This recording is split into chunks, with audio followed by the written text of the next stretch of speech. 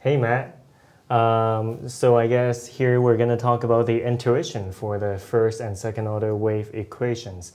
So starting with the first order, we have the right traveling, the forward traveling wave with the positive v direction, and the backward traveling wave going to the left side with the negative v. So what can we do with this? Well, we got two first order equations, and the general equation that we're going to arrive is going to be this one. So let's just see how this might happen. So I'm going to draw a transmission line. Sounds good. And it could go on, or normally it's going to have a load, so I'll put it in. Sure. ZL. Now, we have a wave traveling, say that this is X here, getting bigger that way. Then we have a wave of voltage traveling down the line, going to the right, as I see it, increasing X, and it's given by this equation. But sometimes the wave, as it's traveling, hits the load, and the load appears stiff to the wave.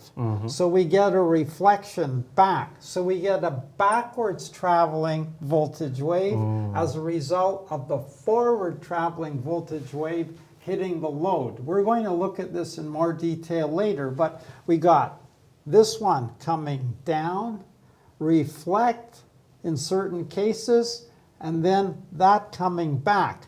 And we're going to have two waves on the line. Okay. And as this goes on and you get to some sort of steady state, then you would have some consistent right traveling wave and some consistent left traveling wave. And because we have two first order equations combined, then the combination is going to be that. So Okay. let's check that out, and we'll see how we can proceed. Sounds good. Good. Good luck handshake. Great. Well, let's continue on with what we talked about. Here's a picture again. Here's our voltage source, positive wave traveling down to the load, hitting the load, and you get a reflected wave. So you get the sum of two waves. Here they are. Wave to the right with this amplitude, wave to the left with that amplitude.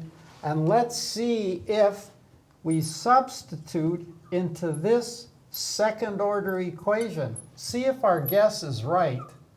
Okay. So we have to see if this thing here, we substitute it in for V and see if what I've circled satisfies the equation. So that's the math bit.